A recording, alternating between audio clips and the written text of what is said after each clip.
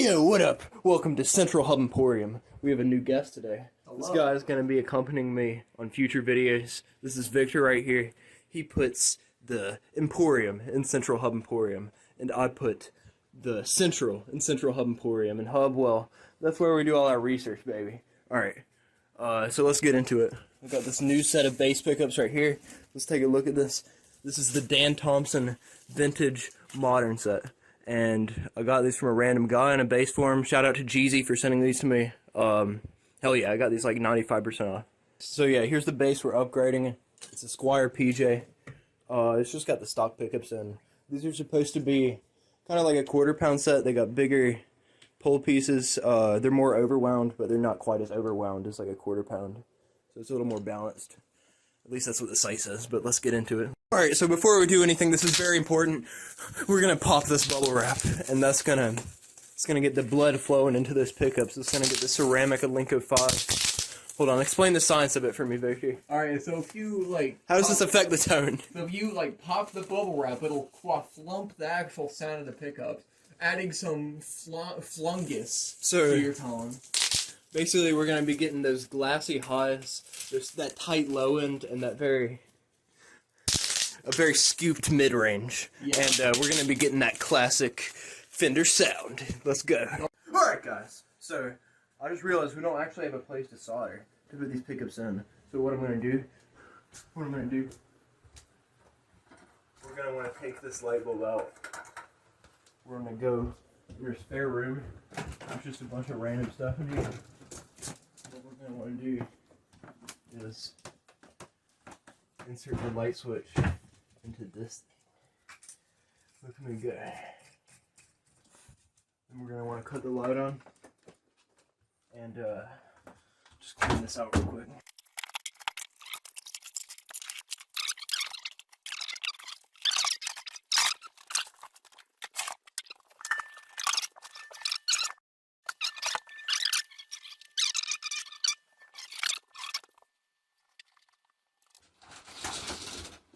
Alright guys, we've got everything we need.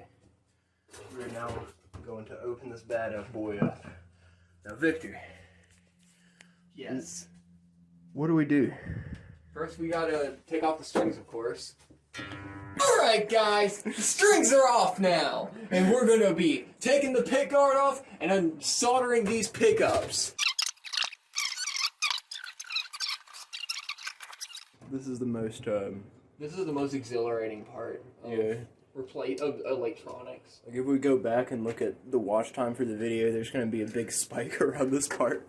Everyone wants to see him take the screws off. Yeah.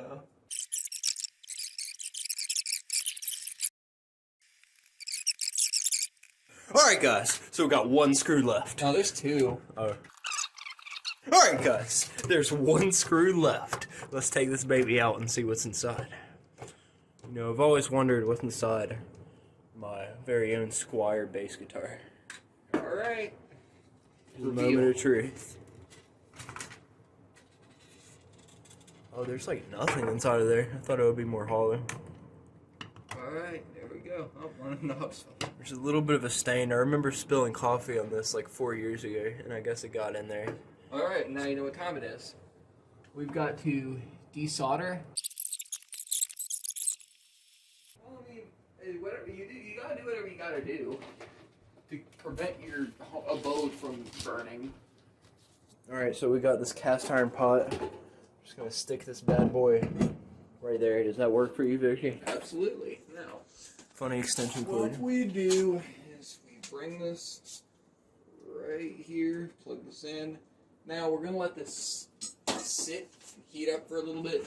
Alright, so we told you that the screws was the most exciting part of the video, but we actually are gonna be wiping these stains off. Get hype, guys. Now these stains have been there for years, so this is years of Among Us fluid. Among Us fluid in here. So we're gonna be getting this off. As you can see, the little mini pots that are used for this stuff. This is kind of a spaghetti mess. The Squire factory really didn't. This is too much. Like, it just looks like a lot. Yeah. Yeah, why are there so many wires? I don't know. It's just too much. It looks like there's a lot, but there really shouldn't be this many. Hey, but at least they include. I think this is conductive shielding paint. At least the base works when you plug it in. Yeah. It produces noise. I'm pretty sure there's conductive shielding paint in here. The only way to really tell is with like a continuity checker. Alright, I'm gonna go refresh my washcloth so we can finish up here. Alright guys, today we're gonna be cleaning. This is cleaning part 2. Let's go. Now, how is this gonna affect the tone of the guitar, Victor? It's gonna give a million times more highs, and it's gonna tighten up the low end a lot. You're gonna really hear a difference with this one. It's stupid. You'll be getting that Eric Clapton sound. Eric Clapton will be able to fucking clap this sound, boys. We're gonna make this thing chirp. Oh, yes. Alright, guys. The soldering iron has been given a minute to heat up, and now we're going to start the soldering process. Let's go. So first, we're gonna desolder this little fucking stupid wire right here. Oh, it came off. And now this one. There you go. Now the pickups can be taken So out. we're done now? Nope, not quite.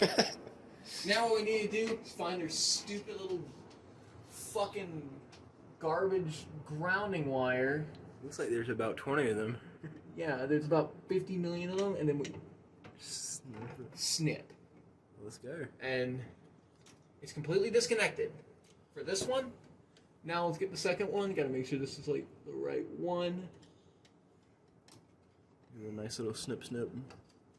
You already know. Alright, completely disconnected. Now the pickups are completely disconnected, and you know what time it is. We can start putting in new pickups.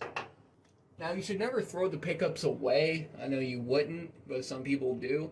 You could use these for like a build in the future if you ever so choose. Yeah, me Possible personally, foreshadowing. I'm gonna be keeping these babies just to review new pickups, because it's always good to compare them against the stock. Okay. Let's take this out. Now, we're going to slide them out, and what we're going to do is we're going to reuse the foam. Alright, so now what you do is, these are sticky, so you just Stick them right on there. Alright, I'm gonna be setting these aside for future use. there you go. Now you have P pickups with foam. We're not going to put those in yet. We still have this to get out. So while he's doing this, I'll just give a brief description of my bass. Like we said, it's a Squire PJ. I think it's year 2020. I've had this for a few years now, and it serves me pretty well. But I was finding that the stock pickups were just a little muddy, especially if I play, like, let more than one note ring out at once. So I wanted to try something different, and I have a feeling these will do pretty nice. Now, the way these pickups actually go is they tend to have a little... So you see how there's a little foam right here? We rip that off. 2 little ceramic magnets and some slugs. Slugs that pick up the string. And depending on how strong these magnets are, the louder these are going to sound, along with the windings. The windings also matter. Here you go. And it'll change the tone a little as well. It'll get hotter with how many more windings you've got. The more windings you have, the hotter and more mids it's going to have. And same with the magnet size, right? Yeah, it'll be not necessarily more mids, but it will be able to pick up everything a lot easier. Like, let's say you've got like a rail compared to these. It's going to be a lot more responsive to any playing. But this is still going to be pretty responsive compared to the original. So now what we need to do, take these, there's a little hole. What we'll do is stream these in. Alright, now what we do, we slip them in a little bit. Is this gonna fit? Ooh, The guess moment of what? truth. It doesn't fit. No? It's very, very slightly too long. Okay. So what we'll have to do, take a Dremel, kind of cut off the sides a little bit on this, and then they'll fit. All right, brief intermission. We're gonna go grab a Dremel. You consent to let me like? Yes, I consent. Alright, let me.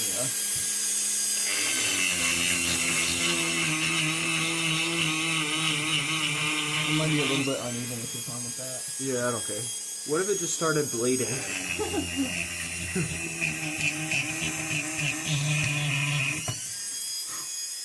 Alright, that might be big enough. Who knows? Let's check. Let's just do a test fit. Oh, that smells wonderful. It smells like it'll give you cancer if you live in California, but nowhere else. That needs a little bit more off the.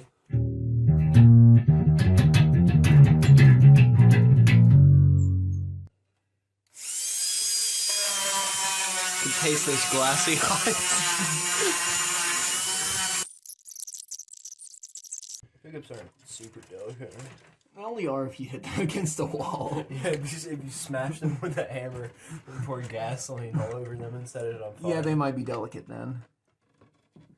Alright, almost. There, get everything in. Bam. Do not leave them and do not submerge them in water overnight. You should definitely not do that. That is... They will not grow into a fun creature. will not grow into a dinosaur. It's in? It's in! It's in! Let's go! It's in! Let's go! Ah! Alright. Ah! Now you know what time it is. Now, what we do is we take this right here, we slide that back, grab some solder. Alright. Now this is lead-based solder. You should definitely inhale the... No, you don't want to breathe this stuff in, but we're just built different. So We're built stupid, don't worry.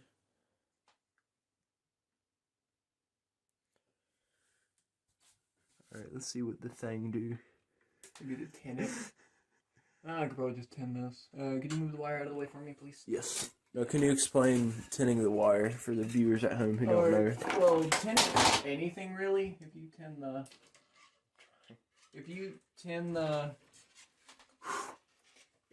the lug, it'll make it a lot easier. Like, let's say you don't have any helping hands, which would make everything a lot easier. You just tin either the wire, and it's attached. Let's go. Now what we'll do... Alright, now time to plug it in. Not yet. What we gotta do... Take back this wire. No, can you explain what's different about these wires than like standard? They're cloth pushback wire, which means you can basically push back the cloth. You don't have to crimp it. Yeah, and you don't have to like strip the wire to get it out. Although this one's just really stupid, I think. Well, let's get a fresh end. Okay, so what you could do in this case, take your wire cutter. It takes a little bit of finagling. If it's a really thick wire. Oh, that wire is thick, you already know. Now what you do, push back the cloth, like pull it back. All right, I say we have a decent enough little bit of wire. Now, what we'll do is we'll get ready to tin the side of this pot right here, the middle one.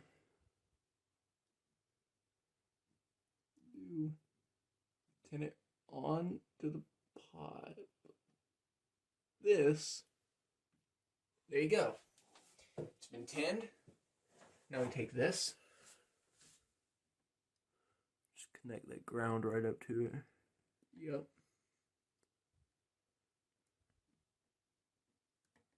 It'll connect. Okay, connected. As you can see, connected. We've got a connected. We have a connected jazz pickup. Let's go. Now, It don't look too bad either. Honestly, you wouldn't notice this unless you're Kless Claypool, you know. Yeah, Kless Claypool. All right, now what we'll do is for this one does have like a really thin route like the jazz one does. So what we'll do, we'll size these up with some screws. Sometimes the ears can be different sized. All right, so what we'll do is we'll just screw this one in. Just to keep them in place. No, I don't really know the basics of electronics. What does the ground even do? The ground basically prevents you from getting electrocuted if you ever run a signal through this. And in some cases, if the ground isn't connected to one bit, it'll create a really bad buzzing sound. Grounding is to keep everything from buzzing really bad. And also prevent you from getting shocked. Don't ever, like, remove the ground from a guitar, all the grounding, and then try to plug it in. You will fucking die. You will shock yourself. And believe me, shocking yourself is not fun. Some people could tell you. That sounds very serious. It is a very, very serious matter. If you are going to guitar properly. Mod properly. Now keep in mind, sometimes the ears won't, the little things that hold the screw won't fit. That ended up being the thing with my P bass. I have a different bass here, but the pickup, the ears did not match, and I had to drill it, and I screwed up badly. You should always measure. The thing is, measure twice, drill once. That is what that is the saying. Now, I do suggest my thought for every instrument player: learn to be able to do soldering. Learn basic tool competency. It will save you heaps of money in the future. You won't have to worry about, like, oh no, well, I have enough to be able to pay the person to repair my instrument. And the reason repairs cost so much is because not very many people are willing to learn it. Yeah, and basic soldering really isn't that hard. Alright, we can worry about leveling later. Now, let's get to the soldering. They fit in there just fine. Alright, now, what we do, round 2 of soldering. What we'll do is we'll just get this closer because it's a little bit too short. Now, what we'll do is get this just on here. Now, this is already tinned for us. It'll connect. Get it melted. If it'll melt, hello. Okay, there we go. Alright, attached. Okay, ground wire time. Pretty clean job so far. Now, we're going to want to get a fresh end. Because it's kind of flayed. You don't want that. Push it back. Reveal the wire. Now what we'll do is we'll tin. We'll do another tinning. Just to show, get really up close for this one. Yes. Alright, so what we'll do is, get this out of the way, we'll do this.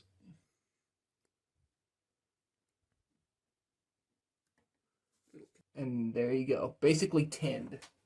We tinned it, and now what we'll do is take this, see that little bit of wire, and we will move. Alright, we need to